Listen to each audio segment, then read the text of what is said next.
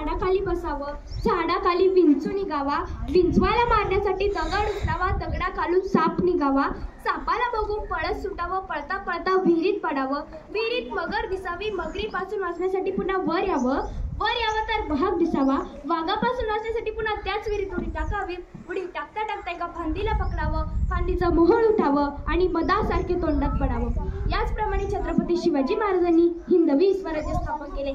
अन्नाच्या भुकेतून विचारांची भुके विसरली की क्रांतीची सुरुवात होते. क्रांतिकारकांच्या रक्ताचे पाठ वाहू लागले. क्रांतिकारकांच्या संसाराची राख रांगोळी होते. पण ज्यांच्या क्रांती सहभाग नसतो त्या पुढच्या अनेक पिढ्या मात्र आनंदाने जगत असतात. सन्माननीय व्यासपीठावर उपस्थित सर्वांना मी प्रथम अभिवादन करते. मी कुमारी तेजल भागचंद पालेकर दुधखेडा या गावातील विद्यार्थिनी आपल्यासमोर विषय मांडते. कर्तव्यदक्ष नीतिमत्ता श्रेष्ठ राजश्री छत्रपती शिवाजी महाराजांनी आमच्या महाराष्ट्राचा इतिहास लिहिला. शाहिरांच्या डफांनी, घोड्यांच्या टापांनी, तलवारीच्या खणखणाटांनी, ढगांच्या कडकडाटांनी, डोंगराच्या हिरव्या पिवळ्या शालीनं आणि सह्याद्रीच्या ढालीनं जगण्याचं भान आणि जगण्याची जाणीव विसरून जात असलेली पिढी जिथं उभारत आहे. जिथं चांगल्या आचारांची, चांगल्या विचारांची आणि चांगल्या संस्कारांची पिढी तुम्ही निर्माण करत आहात, हीच खऱ्या आनंदाची गोष्ट आहे. इतिहासाच्या अंधारातील माणूस हा एक शाप आहे, तर इतिहासाचे घोर अन्याय हा एक अपराध आहे. इतिहासाच्या यथार्थ ज्ञान हे एक वैचारिक आवश्यकता आहे. या भूमिकेतून मी श्री शिवाजी छत्रपतींच्या चरित्र चिंतनासाठी मी उद्युक्त झालेले आहेत. संपूर्ण भारतात ज्यांनी मुठभर मावळे घेऊन मुघलशाहीची कत्तल करून ते वेशीवर टांगून स्वराज्याची स्थापना करणारे ते एकमेव अद्वितीय सिंहासनाधीश श्रीमंत कुलवंत राजाधिराज श्री शिवाजी छत्रपती हिंदवी स्वराज्याच्या सह्याद्रीच्या कऱ्याकपारातून हिंदवी स्वराज्याच्या विळी टोकणाला सह्याद्रीचा पाणीदार धान्य वाघ अष्टपैलू जानत राजा श्री शिवछत्रपती शिवाजी महाराजांचा जन्म इसवी सन 19 फेब्रुवारी 1630 रोजी शिवनेरी किल्ल्यावरती झाला. अरे अंधार झाला तर दिवा पाहिजे, अरे अंधार झाला तर दिवा पाहिजे, माझ्या देशाला शिवरायांसारखा युवा पाहिजे, माझ्या देशाला शिवरायांसारखा युवा पाहिजे.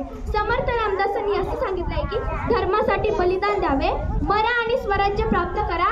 हे वचन त्यांनी अनेक भक्तांना ऐकवलं आहे. पण ज्यांनी ते पूर्ण रूपात साकार केले ते दोन व्यक्ती म्हणजे छत्रपती शिवराय. त्यांच्या मातेचे नाव जिजाऊ व पित्याचे नाव शहाजी भोसले. दिल्लीपतीच्या नगरीचा घोट घेणारे राजे आम्हाला सिंह रूपात दिसतात. महाराज अजून वयाने कितीतरी लहान होते, पण त्यांच्या मनाची बऱ्याने कितीतरी मोठे होते. ते आपल्या मावळ्यांना सतत म्हणायचे, आपण सुलतानाच्या वतनदारीवर संतुष्ट राहावे का, दुसऱ्याच्या उजळीनेच पाणी प्यावे का, बरं की या राजवटीत विनाकारण युद्ध, आपली माणसे नाहक मरतात, कुटुंबाच्या कुटुंबे उद्ध्वस्त होतात, तरी आपल्या पत्री काय गुलामगिरी. असे सांगितल्यामुळे त्या मावळ्यांचा चेहरा शिवरायांसारख्या रागाने लाल भडक व्हायचा. ते मावळे म्हणायचे, बोला राजा बोला, तुम्ही जे बोलाल ते करण्यासाठी आम्ही एका पायाहून तयार आहोत. हिंदवी स्वराज्यासाठी आम्ही आमचे प्राणही देऊ. हिंदवी स्वराज्य उभारताना शत्रू बलाढ्य होते, पण शिवरायांनी हिंमत सोडली नाही. काळ कठीण होता, पण शिवरायांनी स्वाभिमान सोडला नाही. बादशाहच्या बाजूने लाखो लोक होते, पण शिवरायांनी न्यायाची बाजू सोडली नाही. अरे शब्दामध्ये गोडवा आमच्या रक्तामध्ये इमानदारी, अरे शब्दामध्ये गोडवा आमच्या रक्तामध्ये इमानदारी, अरे घेत नसतो आम्ही कुणाची जागीरदारी. आदर्श राजकारणाबद्दल मी तुम्हाला दोन उदाहरण सांगते.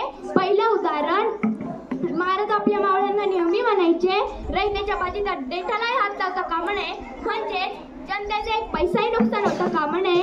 असे प्रजा दक्ष राजे होते.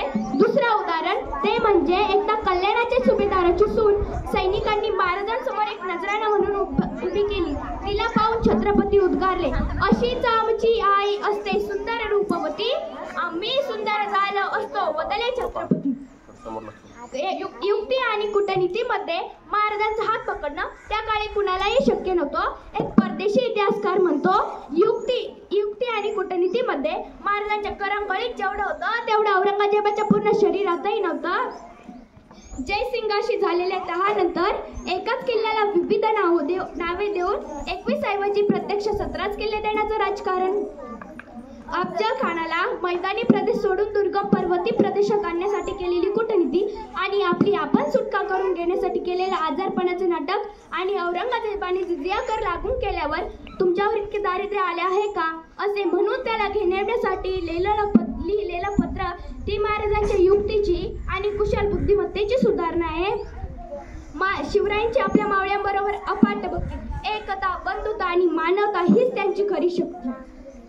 शिवरायांचा एक मावळा बाजीप्रभू देशपांडे या सेनापतीचे वर्णन करताना एक कवी म्हणतो, जिवंत नरवीर लढले, जिवंत नरवीर लढले, लढले त्यात नवल कसले घडले, धडा वेगळे शिर झाल्यावर नुसते धडती लढले, मुरार बाजी म्हणती दयना मरकट आहे त्यांची, पाहत जाऊनी पहा चाळूनी पाणी इतिहासाची, पाहत जाऊनी पहा चाळूनी पाणी इतिहासाची.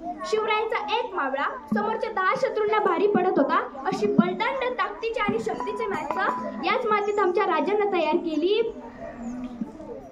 म्हणूनच आपण सैन्य घेऊन आलेल्या शाहिस्त खानाला पळताबळी थोडी झाली. अहो जीवन जाणवणारा होता, पण बोटावर निभावणं अशी भल्या भल्यांची शक्ती सुद्धा आमच्या राजापुढे टिकाव करत नव्हती. असा शक्तिशाली राजा या महाराष्ट्रानं पाहिला आणि सह्याद्रीही करवाना छाती टाळू लागला. शिवरायांसारखे व्हावे, जीवित व तृणत्व मानावे, इहलोकी परलोकी राहावे तीर्थरूपे, शिवरायांचे कैसे बोलणे, शिवरायांचे कैसे चालणे, शिवरायांची सलगी देणे ऐसे कैसे. व्हिएतनाम हा एक देश असा आहे की ज्याने हिंदुस्थानाकडून जी प्रेरणा घेतली त्याचा एक इतिहासच आहे. आणि अमेरिकेमध्ये 20 वर्ष युद्ध चाललं आणि अमेरिकेला वाटत होतं या देशाला नष्ट करण्यासाठी अगदीच थोडा वेळ लागेल किंवा काही तासच पुढे होतील. परंतु व्हिएतनामचे हे युद्ध अमेरिकेला चांगलेच महागात पडले. व्हिएतनाम या युद्धात विजयी झाल्यानंतर पत्रकारांनी व्हिएतनामच्या राष्ट्रपतींना या विजयाचं रहस्य विचारलं. त्यावर राष्ट्रपतींनी उत्तर दिलं, स्पष्टच आहे की अमेरिकेसारख्या या महासत्तेला हरवणं आमच्या देशाला शक्यच नव्हतं. परंतु एका युद्ध काळात एका शूर पराक्रमी राजाचे चरित्र माझ्या हाती आलं. त्यावर पत्रकारांनी विचारलं, कोण होता हा शूर पराक्रमी राजा. त्यावर व्हिएतनामच्या राष्ट्रपतींनी उत्तर दिलं, छत्रपती शिवाजी महाराज. आणि त्यावरती असंही म्हणाले की हा शूर पराक्रमी आमच्या देशात जन्माला आला असता तर आम्ही जगावरती राज्य केलं असतं. आणि त्यांनी आपली मृत्यूपूर्वी आपली अंतिम इच्छा अशी लिहून ठेवली की समाधीस्थ झाला. आणि आजही ते वाक्य त्या व्हिएतनामच्या राष्ट्रपतींच्या समाधीवर लिहिलेलं आहे. आदर्श पुत्र, सावध नेता, कुशल संघटन, लोक कल्याणकारी, सहाय्यक, एकमती लढवय्या, दुर्जनांचा कर्दम काळ, सज्जनांचा कैवारी आणि एका नव्या युगाचा निर्माता. एवढे बोलून मी माझे 2 शब्द संपवते. जय हिंद, जय